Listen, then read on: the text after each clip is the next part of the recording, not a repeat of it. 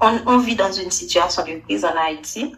Comment les déplacements forcés, l'insécurité impactent la santé, la dignité menstruelle des femmes selon toi? En fait, ce que nous avons pu constater au cours de ce projet, comme je viens de le dire tantôt, nous travaillons aussi avec des familles, des filles qui vivent dans des camps, dans des sites de déplacés. Et lorsque nous échangeons avec ces femmes et ces filles, nous comprenons que déjà, la dignité menstruelle n'est pas leur réalité en fait. Puisque sur les sites de déplacés, il n'y a pas de bloc sanitaire, il n'y a pas d'intimité, ces gens vivent dans la promiscuité, elles n'ont pas accès à l'eau, elles n'ont pas accès au savon, par exemple, si je peux le dire comme ça. Je suis Margarita Siasoma. Nous sommes Margarita Siasoma, correspondante féministe d'Amérique latine et de la Caraïbe. Une production de l'association civile Marea Género Artes y Humanidades. Vous pouvez écouter le podcast gratuitement et si vous le souhaitez, le commenter et le partager. Et souvenez-vous, nous ne sommes pas anonymes, nous sommes des Margaritas.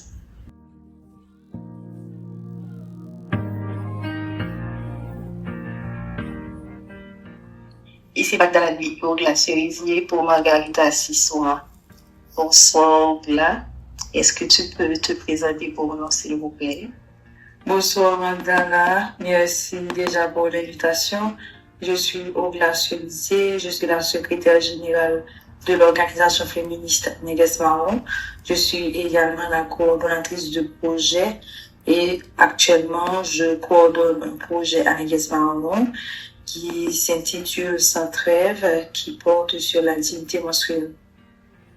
Et effectivement, je voulais parler de Sans Trêve. Est-ce que tu peux brièvement présenter le projet Sans Trêve? En fait, le projet Sans Trêve a été lancé en octobre dernier par Négresse Marron, bien entendu. C'est un projet qui porte, comme je viens de le dire, sur la dignité menstruelle. Ce que nous faisons dans le cadre de ce projet, dans un premier temps, nous formons différents publics cibles, parmi lesquels je peux citer femmes et filles déplacées, ou du moins des femmes et des filles qui vivent dans des sites de fortune, femmes en situation de handicap et des groupes mixtes, à savoir des groupes de jeunes qui réunissent à la fois des femmes, des hommes, des filles et des garçons. En fait, c'est ça. Lorsque nous rencontrons ces différents groupes, nous faisons dans un premier temps une formation sur l'aspect physiologique ou biologique des règles. Dans un second temps, nous discutons sur les tabous qui entourent les règles. Nous discutons aussi sur les discriminations que subissent les personnes menstruées.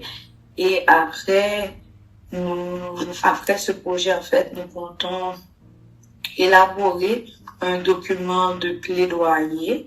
Et déjà, c'est un document qui va présenter la situation des personnes menstruées en Haïti par rapport à la dignité menstruelle qui est un droit fondamental qui n'est pas reconnu en Haïti. Nous allons présenter des chiffres aussi, puisque dans le cadre de ce projet, nous administrons un questionnaire, nous menons une enquête auprès des différents publics cibles. Et pour finir, nous allons formuler des recommandations pour que l'État haïtien puisse prendre la dignité menstruelle en compte, puisse considérer ou reconnaître la dignité menstruelle comme un droit fondamental.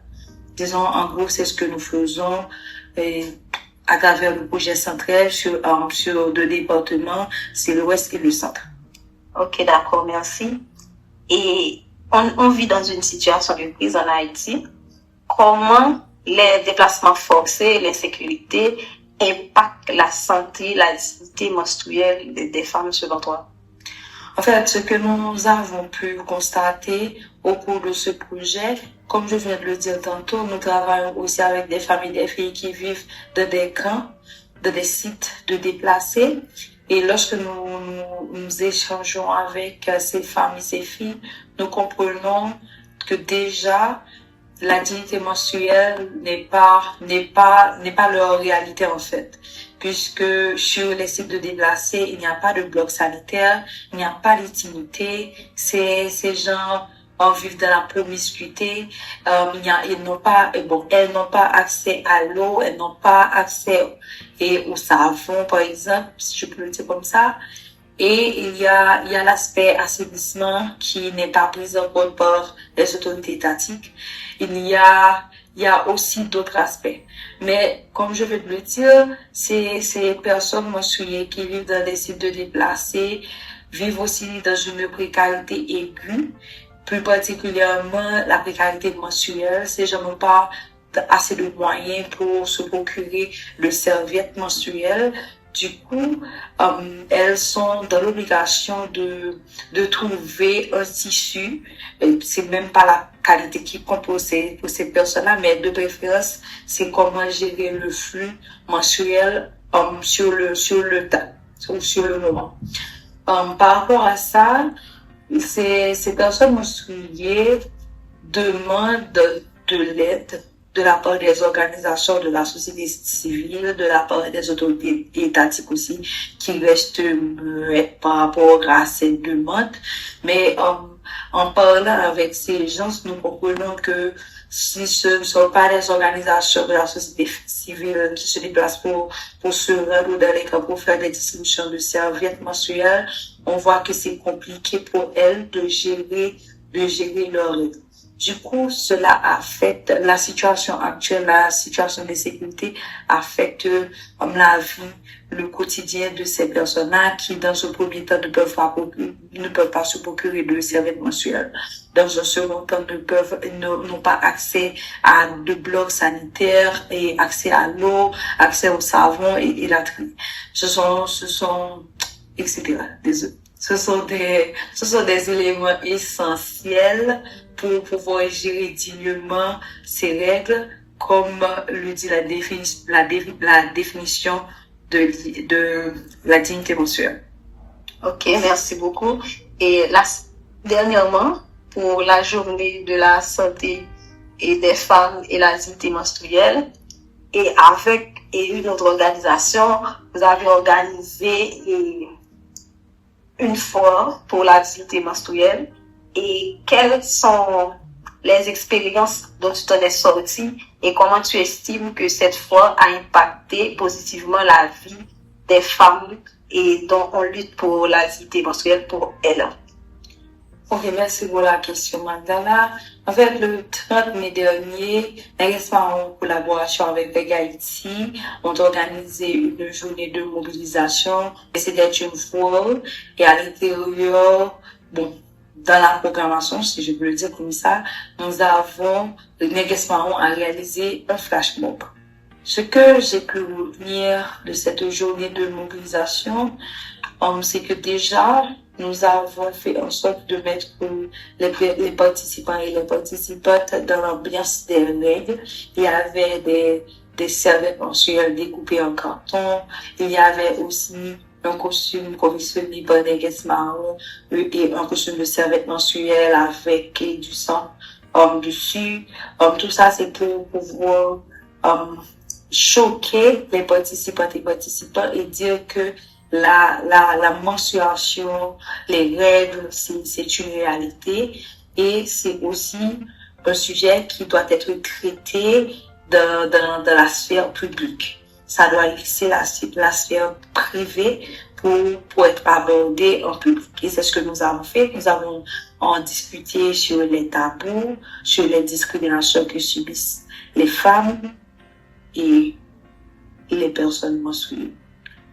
Nous avons mis aussi de l'ambiance, mais en gros, c'était ça. C'était déjà plonger les participants et les participantes dans l'ambiance des règles de menstruation, discuter du silence autour des règles pour que les personnes menstruées puissent aborder le sujet des règles comme un sujet, comme si elle abordait et la question de sport, de politique, entre autres. Et En fait, c'est ce que je peux dire. Les personnes se sont bien amusées, bien sûr, et il est quand même retenu que les règles ne doivent plus être considérées comme un sujet tabou, mais comme un sujet, entre guillemets, normal, qui doit être abordé dans la sphère publique. Ok, merci beaucoup, Gla. Et un message aux autorités pour finir notre podcast. Le message pour les autorités étatiques. En fait, j'ai plusieurs messages, Magdala. Mais je vais quand même faire en sorte de les résumer. La première chose que Neges Mahon demande ou exige à l'État haïtien, c'est de reconnaître la dignité menstruelle comme un droit fondamental. Déjà. En reconnaissant la dignité menstruelle comme un droit fondamental, les autorités étatiques doivent être en mesure de prendre déjà des mesures, doivent adopter des politiques publiques en faveur de la dignité menstruelle. Qu'est-ce que je veux dire par là? C'est déjà exiger des écoles qui puissent avoir dans leur programme et un module sur les règles, sur la menstruation. Et ce module doit aborder les règles sur l'aspect physiologique. Bon, on le fait déjà, mais brièvement, on doit le faire en détail. Il faut aussi aborder l'aspect social et l'aspect psychologique aussi. Ça, c'est la première chose. La deuxième chose, l'État haïtien doit être en mesure de subventionner les produits menstruels. Subventionner afin que l'accès aux produits menstruels soit gratuit ou du moins réduit. Ok? Les produits menstruels aujourd'hui coûtent très cher. Il faut que l'État haïtien puisse prendre des mesures, soit pour réduire le coût ou pour faire ou effectuer des distributions. Et après, ce que nous voudrions que les autorités étatiques haïtiennes puissent prendre en compte, c'est les blocs sanitaires qui n'existent pas sur les sites de déplacés. Il faut aussi penser aux nombreuses personnes qui vivent sur les sites de déplacés, qui n'ont pas d'intimité, qui n'ont pas de bloc sanitaire pour pouvoir gérer dignement leurs règles. Et aussi, l'État doit prendre en compte l'aspect de santé publique que représentent les règles aujourd'hui. Mon message, c'est déjà la reconnaissance de la dignité menstruelle comme un droit fondamental. D'accord, merci beaucoup. C'était Magdala Lui et Ogla Cerisier à travers le projet Centrel pour le podcast ce soir.